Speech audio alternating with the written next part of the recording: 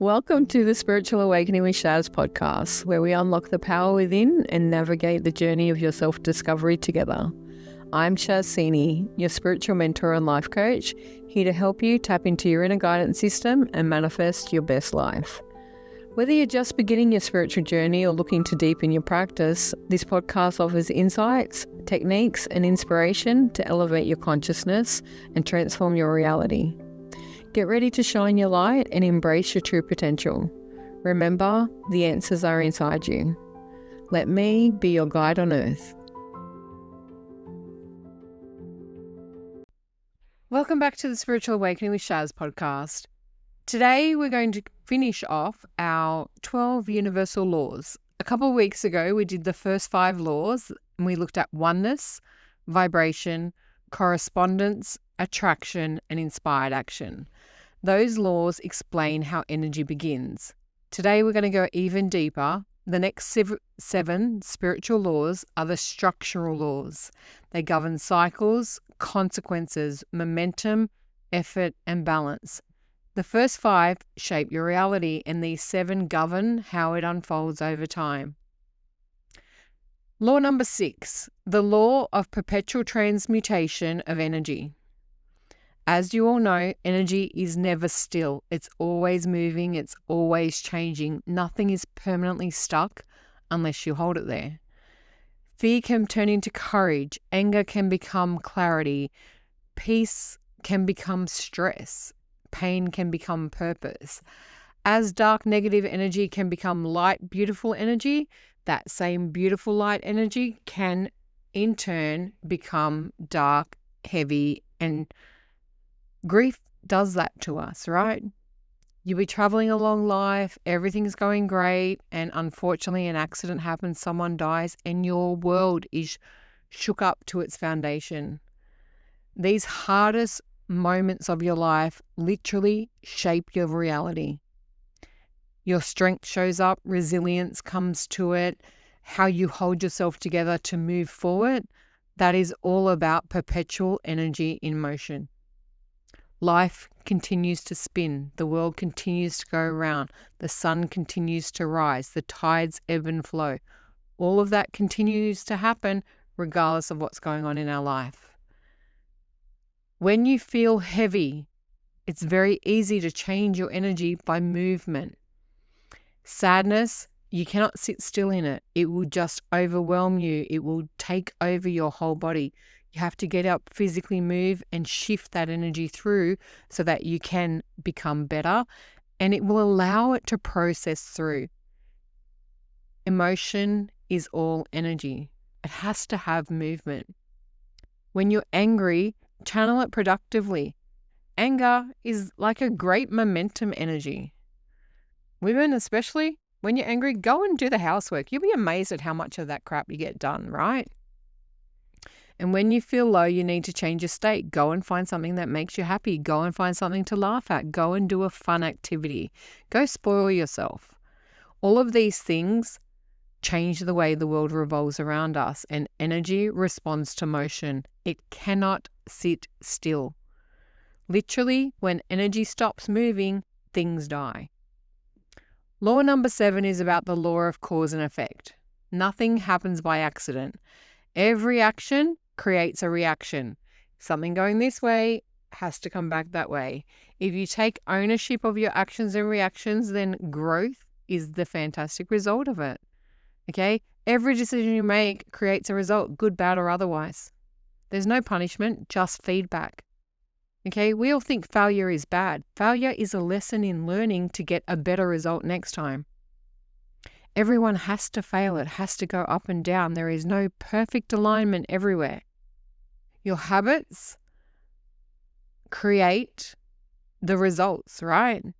If you are really stuck and you want to change something, you look at it, oh my God, I want to change my health and fitness. And you go, it's too hard. I don't have this routine in place. But you create micro habits and you build on them. You create better thoughts. You do affirmations. You do quality thinking. And then you set yourself standards that will elevate you to meet the energy and the cause or effect that you're after. Okay, all of these things are in your control. Life responds to you, not the other way around. This law actually removes victimhood altogether and it replaces it with power. Everything you do has an effect. If you don't like the effect you're getting, change what you're doing. It's that simple. The law of compensation is law number 8. Basically means you reap what you sow. What you put out is what you get back. If you don't want what's going on, don't do the effort for it, okay? Most people in the world want this beautiful outcome. They want $1 million. They want an easy life. They want to be the pop star, the celebrity, or the person that has it all. Very few commit to the process. If you want to take a look at athletes, artists, leaders. They don't get there overnight. There is no overnight success. These are people that put in years and years and years of effort, discipline to get this physical and visible success in their life, right? Go and look at any athlete. They train nonstop. They feed their body well. They show up. They have routines. They have processes they have to go through. You don't become the number 1 tennis player in the world without practicing along the way. And you can't stay there if you don't train, take care of your body, eat right, and do the required warm-ups and warm-downs. Half of those routines, when you go and look at what a sports person has to go through to stay in peak physical shape, most of us wouldn't get out of bed for, right? But they didn't start at mastery level. They started as juniors. They started as people that couldn't make anything. Use tennis as the same example, right? Most of them couldn't serve over the net. Who knew what an ace was? It could take years to finally get one, depending on your opponent. But with practice, tenaciousness, effort, and energy, success is a massive gain. But those small efforts actually compound over time. They build upon. Small steps make big leaps. You never go from nothing to stardom. It just doesn't work. There has to be routine, discipline, the way you show up. Look at any celebrity out there. If you're someone that loves to go to concerts, do you know how much effort goes in behind the scenes for them to show up and sing for you? We just think, we go there for a couple of hour concert and all they're doing is singing. That's a massive production. It takes months and even years to prepare some of them. And if you haven't worked out how much work goes in behind the scenes, go and check out Taylor Swift's The Eras Tour. It blew my mind how much energy and effort that woman put in to give a show for over 18 months that she traveled on tour for somebody else. We all want that celebrity and the $1 billion she has attached to her name, but none of us are willing to put in the effort that it takes to get there. Law number 9 is the law of relativity. Everything is relative. Your perspective shapes your experience in life. There is a yin-yang to everything. When you compare yourself to others, you're distorting your reality. When you look at your past, that is where you actually see your growth. Most of us look at our past and go, I was hopeless, I failed, I did all these wrong things. But are you still doing the same mistakes? Are you being in the same type of relationships? Are you having the same career results?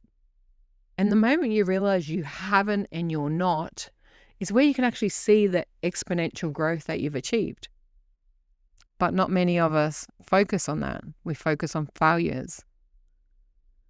Challenges are only ever viewed as overwhelming or feel overwhelming when they're viewed in isolation. Go and ask somebody else how you're coping in your situation, and they're going to give you the greatest encouragement and courage that you could ever expect, because they see the hard work, the tenacity, the growth. Shift your perspective in life and you will shift totally the experience that you're having. Relativity teaches us gratitude. It is the greatest teacher of gratitude. To see what we have, when we focus on what we have, on the greatness that is there, what is right in front of us, we see how amazing life is, how much we are valued, how much everything around us matters. But it also teaches us resilience. It shows us how far we've come from where we've been. And trust me, none of us are back where we started. We have elevated, we have grown, we have rebirth, we have come so far. Pay attention to it. Law number 10 is the law of polarity. Everything has an opposite. There is no light without dark. There is no success without failure. There's no confidence without doubt. There's no up without down. All of these things coexist. They are two ends of the same thing. One does not exist without the other. Polarity creates contrast. It creates awareness. You cannot experience joy to the fullest extent that it's possible if you've never known sorrow. It's physically impossible. You don't understand it. This is why there are a lot of people out there that think they want certain things or items or successes, and they get to the top of it because it's empty. When you give everyone something and they don't have to work hard for it and they don't have to climb to that ladder of success for themselves, they will sabotage it because they can't help themselves. When we look at what difficulty is doing for us, it is teaching us something. When you review it through that lens, everything in life changes. Opposites exist just to give you clarity. You don't know what you don't want until you do know what you do want. You can't have one without the other. It's that simple. Law 11 is about the law of rhythm. Life moves in cycles. Expansion and contraction. High energy, low energy. Push, pull. The biggest frustration that most of us experience in life is when we're resisting the rhythm and cycles that are out there. Sometimes you can begin a slow cycle. This is about preparation, building foundations, creating new things behind the scenes. When you're in a peak season, it's about opportunity, about sales, about production and success. We have 4 seasons. They're all different cycles. Work with them, not against them. You can't go and harvest most things in winter because winter is where things close down and rejuvenate for it to grow up in spring to become everything it's meant to be. We have to decide what we're doing in each cycle along the way. We are the only ones that can. Flow has to replace force. Law number 12, it's probably the most controversial one these days in the world around us. It's the law of gender. Everything in this world, on this planet, contains masculine and feminine energy. And gender is energy. Masculine energy is action taking. Feminine energy is receiving. It's once again the yin yang of life. You can't have one without the other. They have to coexist. Masculine energy is about structure. Feminine energy is about intuition. When they're balanced, when they are used in equilibrium and they rise together, they create the most sustainable power that exists on this planet. Too much action without intuition creates burnout. Too much intuition without action creates stagnation. You have to have both. You can't just be thinking about things and knowing what's going to happen if you don't take the action required to turn it into the physical reality. True alignment comes in life when you integrate both. There are many times when one is going to be more dominant than the other. That's the cycle of life. Exist in the way that it works for you. Look back over these 12 universal laws and the picture of our life becomes very, very clear. Energy moves. There is no stopping it. The sun is always going to rise and always going to set, even when it's hidden behind the clouds. Choices matter. Indecisiveness is stagnation. You have to pick one or the other. Effort compounds. The more you do it, the bigger it gets, the greater the momentum. Perspective shapes your reality. Two people can grow up in the exact same household with the same parents under the same conditions, and let's make it easy and make these twins born at the same time, so no age difference, no nothing, and can possibly have completely different realities. That's perspective. If you're an optimist and see the good in everything and the cup is half full and everything's an opportunity, life is wonderful. If you're a pessimist, sees only the bad in everything and that half of something is worth nothing and nothing ever works out for you, that can be reality. But contrast teaches us the best things. When you know what you don't like, that's easier to find clarity on what you do like or what you do want so that you can create that. Cycles govern this planet. It does not evolve whatsoever without them. Flow with them. Embrace them. Use them to your advantage. Don't push against them. And balance sustains us. We have to have balance. Yes, as I said, one can be more dominant for a period of time, but you cannot coexist and live comfortably whilst one is running the show. The other one will have to rise up one way or another. Nothing in your life is random. This is the part of karma. Everything happens for a reason. There is a reason behind everything, and you are always co-creating with the universe. The biggest difference that you have right now is you have more awareness of how things work in our life. If you observe your rhythms, if you see what works, what ebbs and flows, what rises and sets within your life and pay attention, also notice your causes and effects, what goes right when you're working one way, what goes wrong when you're working another. Watch how your energy shifts magically when you find flow. As they say, don't push shit uphill, it doesn't work. Turn around and roll to the bottom, start again and take another road. Work with the structure of this reality. Our world is a 3D earth and these laws govern everyone. Nobody is special enough not to be affected by them. Everybody is. And everyone is connected. Your actions, your emotions, your choices have impact on other people.